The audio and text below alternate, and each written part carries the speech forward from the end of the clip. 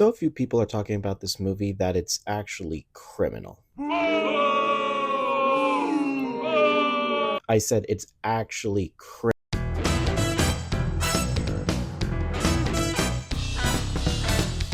Welcome to the channel, ladies and gentlemen of the jury. Today, I submit to you evidence of a movie that is a masterwork in restraint and reflection. A movie that crawls under your skin in the best way possible. A movie that has flown so under the radar that now that it finally has a VOD release, it is going to get the respect it deserves. By the end of this video, I hope to convince you to add this movie to your spooky season rotation. I hope I convince you beyond a reasonable doubt to seek this movie out. Thank you. Thank you. You're welcome. Red Rooms is a French-Canadian movie directed by Pascal Plante and was a very late release last year in 2023. It finally got a US release in September. Red Rooms follows model Kelly Ann, and she has become fixated on a murder trial of serial killer Ludovic Chevalier, accused of kidnapping, killing, and dismembering 3 young girls and live streaming it on the dark web. Kellyanne befriends a groupie of Chevalier named Clementine, who's convinced that the man is innocent. The two form an odd friendship, but as the trial progresses, reality and fantasy begin to blur, and motivations of the two women's fascinations into the man on trial begin to come into question. I saw Red Rooms twice in theaters instead of going to see Beetlejuice. And when you are released on the same weekend as Beetlejuice, you are not going to be heard from. But ever since I saw this movie, I can't stop thinking about this movie. I really hope I don't overhype this for anyone that has come across this for the first time. I just genuinely want to introduce this movie to as many people as I can. I want to show you my best friend, Squidward! I was just so thoroughly impressed with this movie. There are some great contrasting blues for a cold winter morning and a stark white and gray for the colors of the courthouse. To use deep reds where the killings are live streamed, it's so eerie. The opening shot is bathed in blue, and we watch people enter the courthouse early in the morning with a haunting, mysterious score on like a piano or a harpsichord, and it just floods the space. It's a great mood setter. But if that wasn't enough, I was hooked into the scene immediately after. It's the scene of the opening statements from the prosecution and the defense, and the camera pans around the room and gauges the faces of both sides of the court.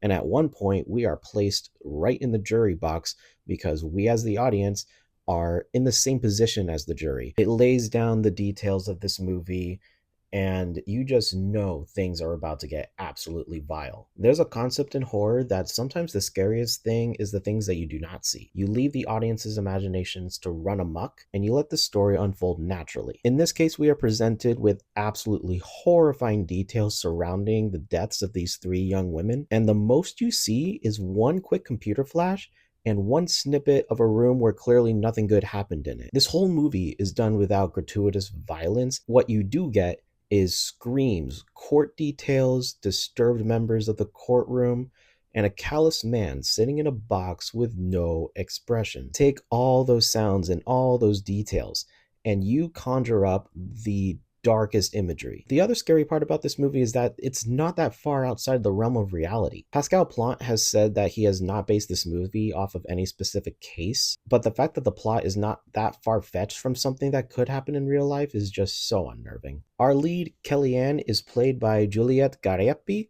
in a role that she is very meticulous and cold.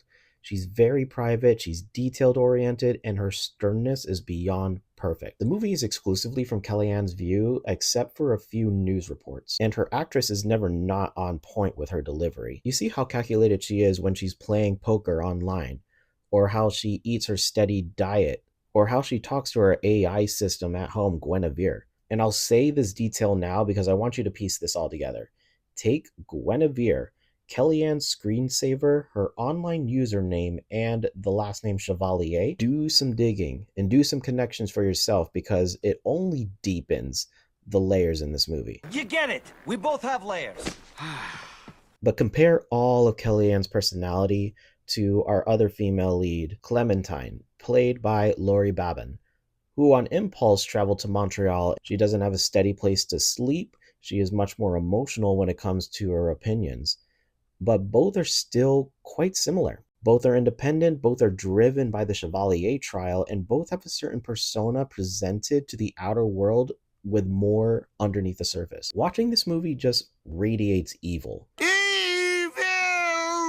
Our serial killer never says one word, and you just read him exclusively from his actions and expressions from inside a glass box in the courtroom, like an animal at the zoo. How can another human be so vile and animalistic to another human?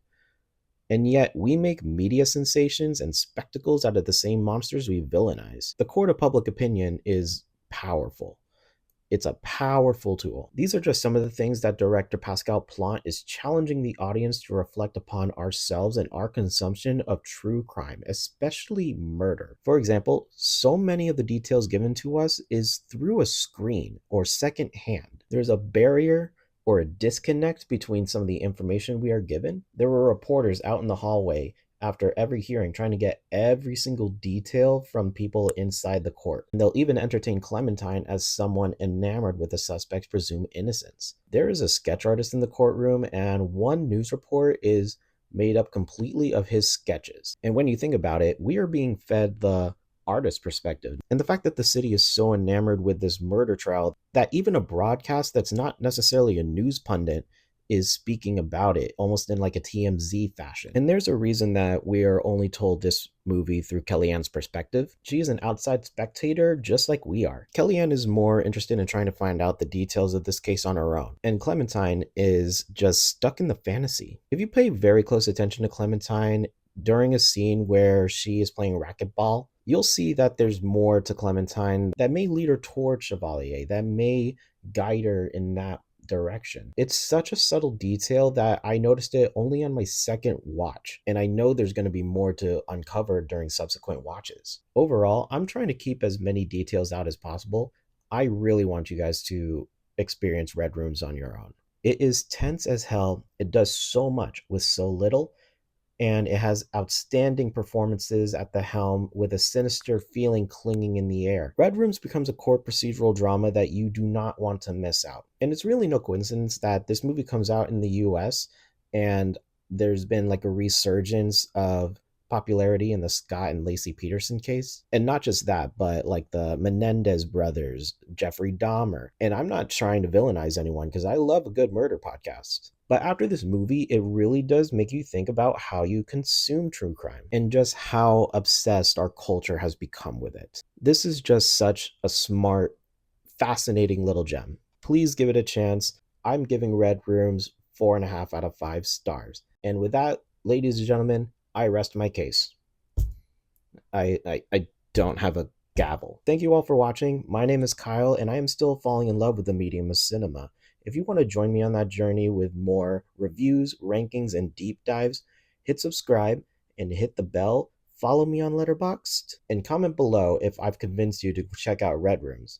And if you've already seen Red Rooms, welcome to the club. We need to talk. Don't forget to like the video, and until next time, that's a wrap.